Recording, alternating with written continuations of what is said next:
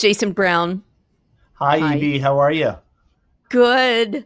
I'm very excited about this call, but I do have to say, you know that I aim to combine the personal and the professional in this podcast and get to know my guests on both Sure. levels. But we have so much to cover that with you, I think, though, as Chief Revenue Officer of Spectrum Reach, I'm just going to have to focus on the professional. Is that That's fine. okay? I can go any way you want to go. I like your apartment, by the way. Okay. Upper West Side, right? Upper West Side, outside of Yeah, Central nice. Park, and not too far from where those tall buildings are That's behind right. you. We're on, Are you yep, we're on the Midtown? West Side too. Okay, good. I'll pop down for coffee Sounds good. sometime. Hey, it's Evie Moss, and all kidding aside, in terms of personal versus professional about Jason Brown, yes, in this episode 32 of Insider Interviews kicking off 2025, you'll definitely learn some interesting things about Jason's dad. But really, there's a lot to learn from Jason professionally. I think most people will know him or of him since before becoming CRO at Spectrum Reach, he headed up sales in places and platforms like GSTV and DirecTV, even cinema advertising with Screenvision. Oh, and he started out by launching and scaling networks like MSNBC and BBC America. So, everybody, buckle your seatbelts because we're going to go from the top line of everything advertising to the bottom line of what's current in the ad industry, or what Spectrum Reach has coined as a phrase, our industry chaos, and how advertisers can simplify and streamline advertising and all other kinds of things. Here's Jason. So, Jason, what's the top line? Give us the 30-story elevator pitch on Spectrum Reach. Sure.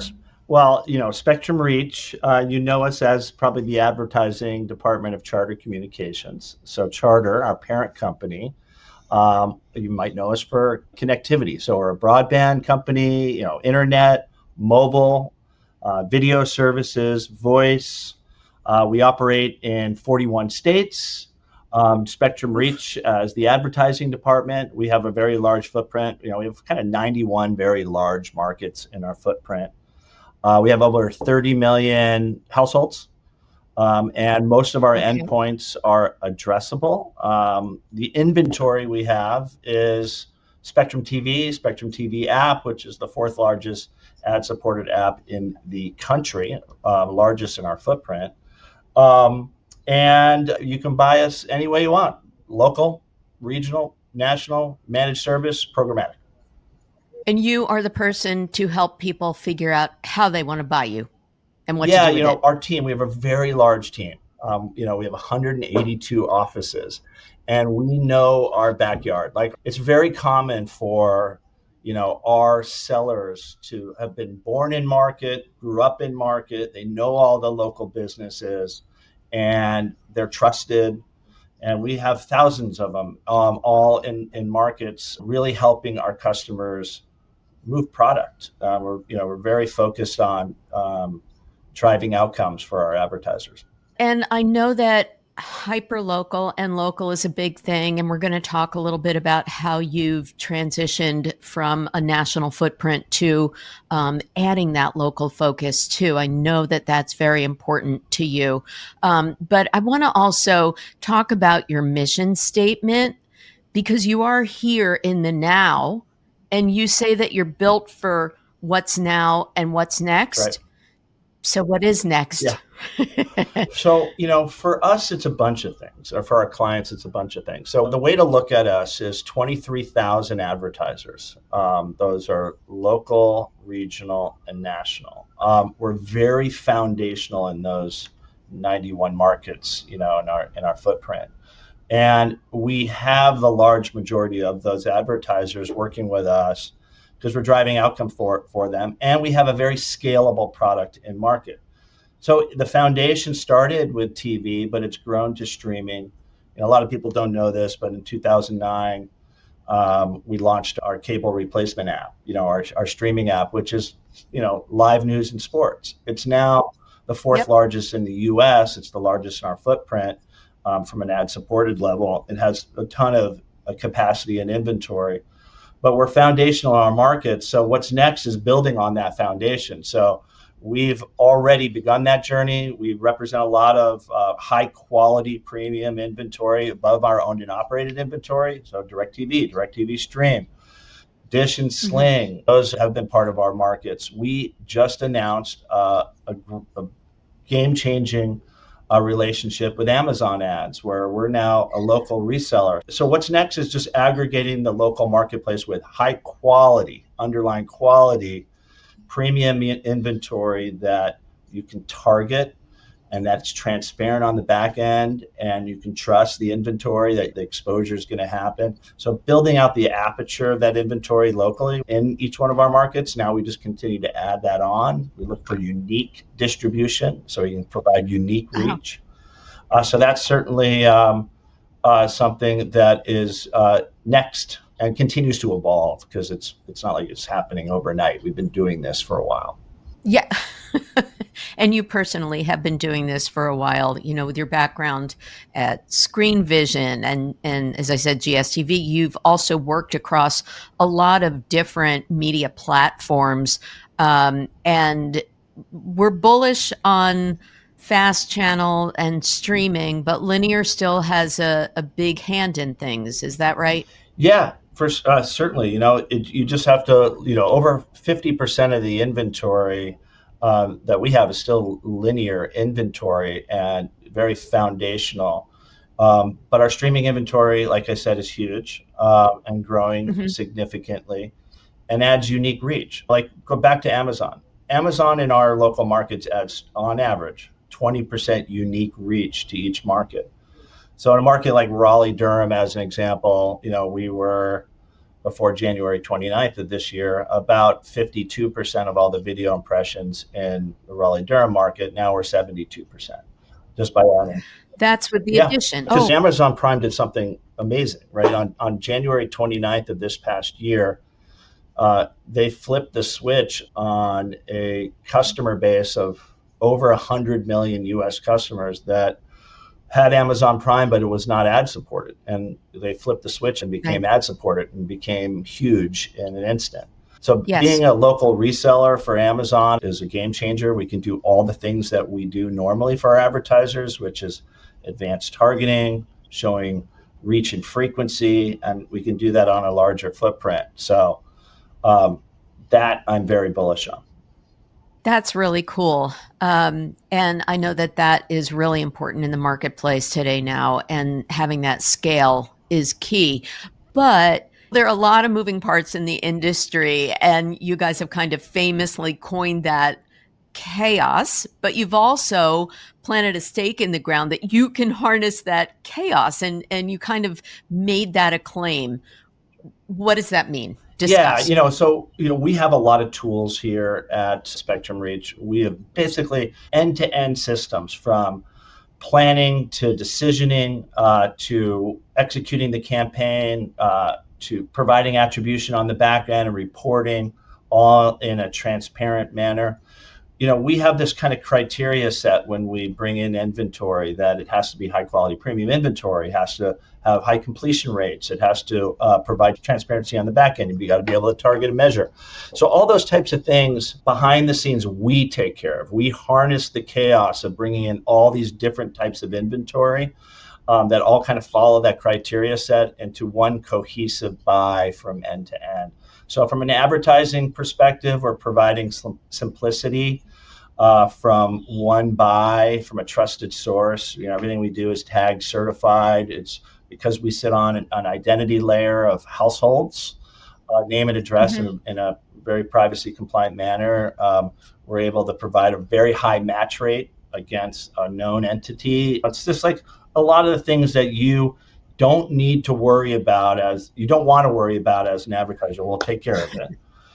And then that's just on the advertising side. I'm really proud of Charter. Our parent company is also, I would say, harnessing the chaos of just trying to figure out what to watch. The average, we're all guilty of this, right? Or if we're all experienced this, we spend, I think the average time is 10 and a half minutes trying to find a show.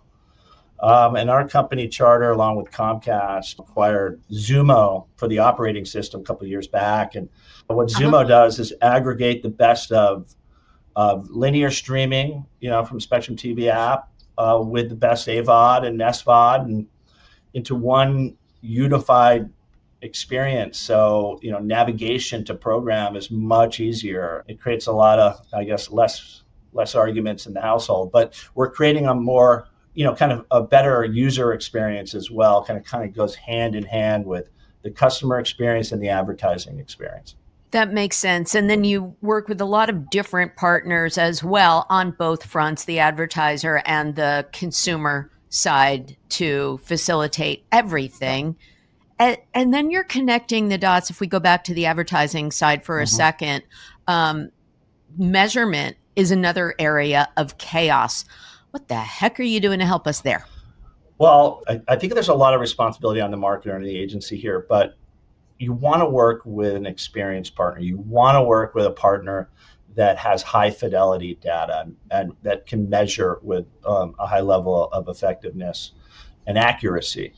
And back to the known identity, because we have billing relationships, because we have household identity, you're really able Uh-huh. to kind of have an insurance policy that you're going to, one, match an advanced segment against our audience with a high percentage. Our match rates are over 95%.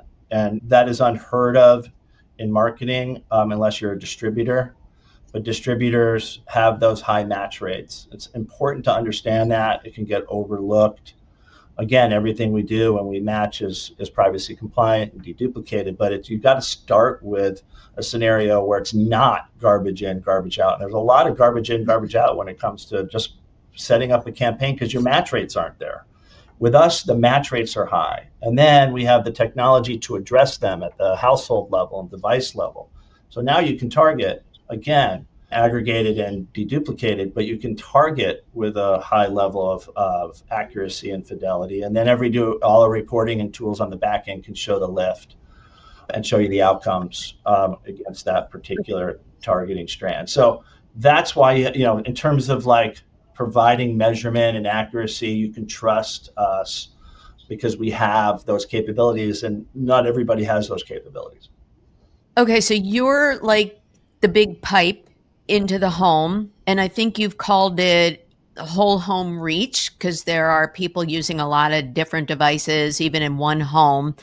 How does that connect to measurement? How is that a service to the advertiser, let alone the consumer? Yeah, no, I think that's another kind of very unique capability of a distributor, especially a distributor that has multiple touch points, multiple devices in the home. Our company offers connectivity, broadband, and mobile, and video services. These are all separate, or can be separate devices. A typical house Mhm. will have like 3 TVs now, and then they'll have phones connected to the home. So the one of the things about that's kind of new, that's upcoming, that you want to keep an eye on out is whole home reach.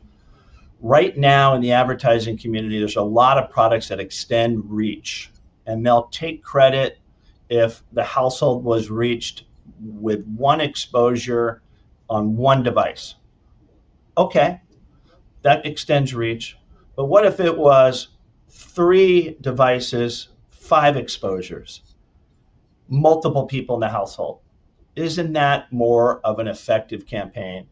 And that is, I'd say yes, yes. and that's why I think a lot of the distributors have this great opportunity moving forward, what we call whole home reach. You're so good at explaining this also. And you do a great job of explaining things to your prospective advertisers as well. Everything from you've got your little bot on spectrumreach.com named Riley, who answered specific questions without requiring me to send in my email. You've got the Ad Academy, which I freaking Yeah, love. You built an entire course structure. Talk about how you support local advertisers and how you're educating some of your prospects, because that's part of harnessing the chaos also, isn't it? 100%. It goes back to having kind of that relationship in your backyard, just the years and years of trust, with your local advertisers and building and learning and building and learning and building and learning. So we're at a point now where, didn't happen overnight, but we provide all these types of tools to a local advertiser. They might not have like huge budgets to spend like a national advertiser. Every single dollar counts. And they are graded on how many people walk in the door. It's got to work. We have, like I said, 23,000 advertisers, and we've had them for a while, and we have these trusted relationships because it works. So we build tools for them. We have everything from creative resources that are either AI driven, that can build an ad for them in 90 seconds, or professional production through our kernel group that can start with a brief and build an actual campaign for them, product campaign. A lot of our local advertisers are very sophisticated. A lot of them have first-party data. A lot of the tier 3 dealerships have a lot of first-party data. So we do a lot of matching, again, privacy compliant, and moving towards the prospects in that particular market are going to have the highest opportunity to convert. And then everything we do on the back end, we prove it out. We show test and control attribution to show what type of lift we had on did they walk into the door. So we are accountable. We're their partner, and it's a relationship that is built on results and trust. Okay. Now, I've heard a word that I don't really understand, optionality. Is it related to that? Yeah, what we mean by it is you can transact with us in a managed service way. So just, kind of a traditional IO, or you can transact with us programmatically. We have a self-service tool, that ad portal, that you can also transact with us. I think our secret sauce, though, is really that no matter how you want to transact with us, there's a relationship with that client. Even a lot of these self-service tools that are out there today, they don't really come with a relationship. Ours does. We call them assisted service tools, with our products, because you're going to get somebody to help you. If you want to buy it programmatically through us, it'll help you create a campaign, really service the campaign, show the results. Our differentiator is our products and our people. Well, I like the people I'm talking to now. I like you too, Evie. Thank you. So, all right. So I conflated things. So optionality is how you want to buy, but then there are KPIs of what you want your buy to accomplish. And that's what you were talking about, where it might be foot traffic or something like that. And you can super serve based on almost any KPI, I guess, with all of this whole home and optionality and all of that. Yeah. 100%. What's foundational for us is you're going to get a report to show reach against your target. But we could go much deeper than that. We do for a lot of clients, which is not only did we reach them, what did they do? Did they go to their website? We can show that they did.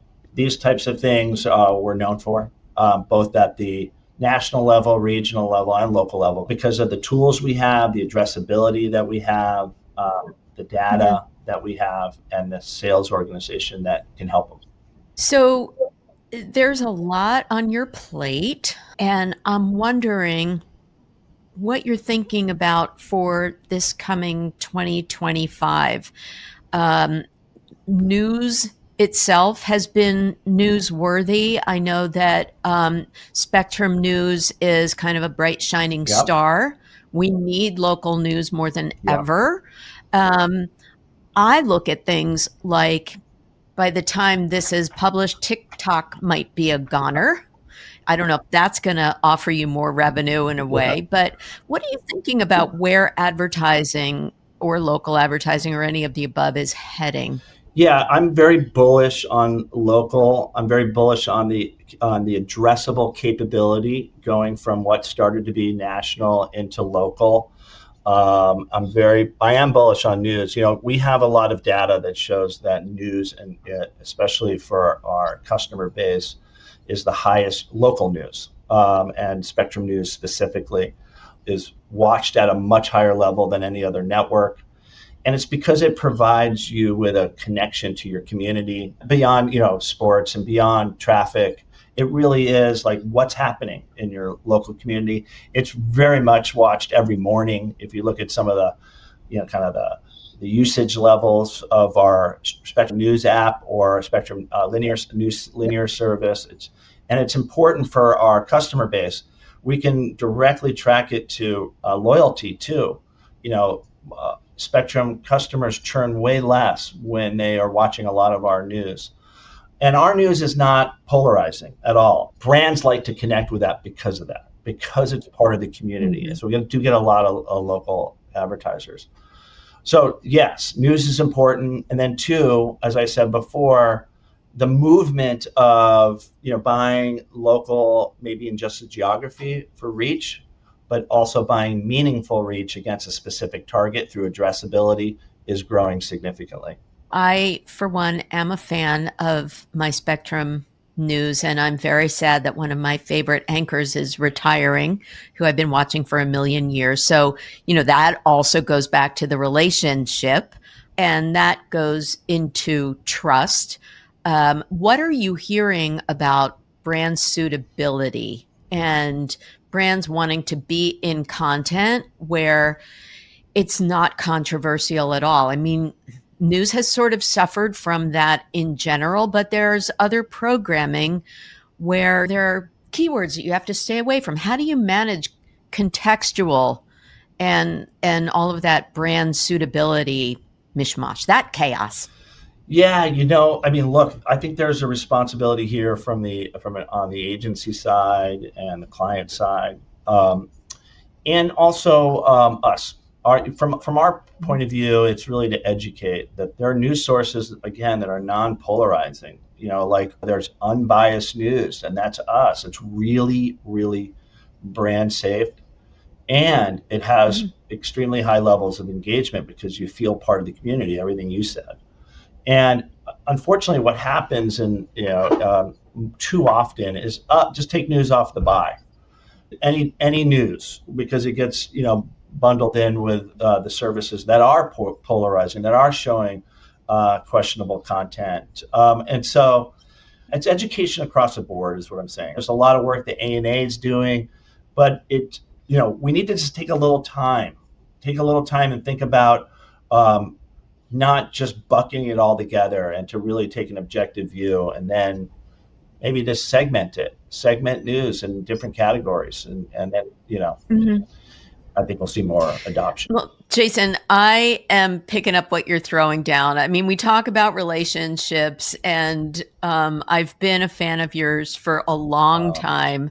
I've seen you through many incarnations as you've seen me through them. But something that I learned about you that I will just share, your father produced a Cheech and Chong movie? He produced most of them. He didn't produce, I think he produced half of Up in Smoke, which was the first one. He came, or somehow. This explains so much about you. Yeah, well, first of all, I don't partake in any of that stuff, but okay. I had a pretty unorthodox. Well, my dad was a great man. He passed, but he produced most of the Cheech and Chong movies. He produced a program on ABC, Family Martinez. What I'm most proud about my dad is he kind of ended his career doing what he started his career doing, which is the thing he loved the most, which is working with inner city gangs. So he went back to college, went to USC to get his master's in social work, and then worked in inner city Los Angeles, downtown, working with gangs and trying to help primarily young men at the time just progress out of something that was very troublesome. I'm seeing several through lines there. Of course, the first is Apple, Tree, media. We're both children of media people, yours in particular, television. But what's also interesting, and I love that you added that point about your dad, is he kind of harnessed the chaos as well. Yeah, in his own way. Sure. Yeah. And I'll bring it back to business, as I threatened in the beginning, because something else that I really love is your Pay It Forward program. I know it started a few years ago, but it basically, if I understand it correctly, supports like multicultural small businesses and gives them free advertising and marketing resources. So I mean, your dad would be thrilled that you have that as part of your corporate social responsibility. Do you want to give it better words than I just No, you're did? right. This is a program called Pay It Forward. Not my idea. I came into the company 2 years ago, but I love jumping into it. What we do Mm-hmm. is, again, we are so community focused. Our company is so community focused and very local focused. We want local communities to win. We want new businesses to win, and we're going to invest in them. And so we do. We give each of our Pay It Forward customers a free $15,000 of media placement. We provide and we produce a 30-second commercial for them to run across both linear and streaming. We provide business services. We really want to help them get started. And by the way, I've been doing this for years. A lot of I love seeing those advertisers that kind of started that way that are now, paying for advertising because it works, because it helped build their business, and they're thriving. And it warms your heart to do stuff like that. And we've been doing it for a while. Love. Um, and let's continue on in growing things up. You have like hundreds and hundreds of people in your sales organization, as you said. Any tips on leadership, your philosophy for developing talent in this chaotic industry? What would you advise? Well, we have thousands of sellers, 182 offices. And honestly, EB, this is relatively new for me. So I'm kind of learning. But what have I learned in 2 years? You have to rely on a lot of video communication, but it's also important to be in market. So I'm not saying I'm perfect yet, but I'm kind of really getting in my groove on how much I need to be in market, talking to customers and talking to our own sellers to get customer feedback to bring back to sales and product Yeah. and other departments here. And then how much do I lead here in the office? And so it's kind of that balance of in market and leading through video. You learn a lot about best practices. The biggest trick is like if you learn something in a market, how do you get that particular best practice to happen in all 182 offices? And Scale so it. it's a lot of video stuff, and it's been lifting up those that are being successful in the organization and giving them a voice. This company does a really good job communicating through video because of the fact that we're just spread out everywhere with so many folks that Mhm. it's important we do that. I'll give myself and others two plugs based on that. A previous episode that is with one of my favorite people, Jarl Moan, formerly known as Lee Masters, one of the originators of MTV Networks. And he was my founding CEO when I worked at E Entertainment Television. I hope that people will also listen to that episode from about a year ago because he talked about how when he joined NPR, he went market to market to market and literally did a road trip. So one of my favorite people is being emulated by another favorite, you. Thank you. I love I'm going to that. watch that. And I also, I really like your CMO, He's the Michael Guth. best. Yeah. And I posted a photo of myself on Instagram when I met him coincidentally at your Amazon Ads announcement event. And I think I'm looking up at him admiringly. So you got a good team Absolutely. there. And I think that you're a good addition. So I'll wind it up with one last question. What's your favorite TV show and what do you watch it on? Yeah, my favorite TV show of all time is Breaking Bad. I just haven't watched it in a while, but I love that Oh, show. I watch a lot of football. This weekend was all football, college, NFL. I just finished Tulsa King. oh, Stallone. Stallone. It was okay, but it's Stallone. Okay. I think he's doing another season, so I'll check out season 2. Yeah. Yeah. What about you, EB? What are you watching? Oh, Lord, I am all about any British detective mystery kind of series that I can get my hands on. And I love the fact that I can go through, there's 13 seasons of Yeah. Vera Yeah. and 18 seasons of Poirot. I'm in every single one of them. So love that. That's great. But, on the linear side, if Yeah. you will, although it's available everywhere, two favorite shows. I think they're both on CBS. I'll give them a plug. Love Ghosts, which is, I think, one of the just more pleasant half-hour sitcoms. It originated as a British show. And Matlock. Yeah. With Kathy Bates. Yeah. So, all right. On that note, it's going to take me less than 10.1 minutes now to go find a good show, thanks to you. Good. That's right. Go get a Xumo stream box. You'll be all set. Yeah, okay. Jason Brown, such a pleasure to chat with you personally, but mostly professionally. Look forward to seeing you around. Thank you, Evie. Well, I hope you got some good insider scoop from this episode of Insider Interviews with me, E.B. Moss. If you enjoyed this content, please feel free to buy me a coffee at buymeacoffee.com/mossappeal. If I can help you with your company's podcast, please find me at mossappeal.com. And I hope you'll follow Insider Interviews on social media and let me know if you have a question or a suggestion for a next stellar guest in media, marketing, and advertising. Speaking of stellar, my theme music was composed and performed by the incomparable Grammy-winning John Clayton. Thanks again for listening.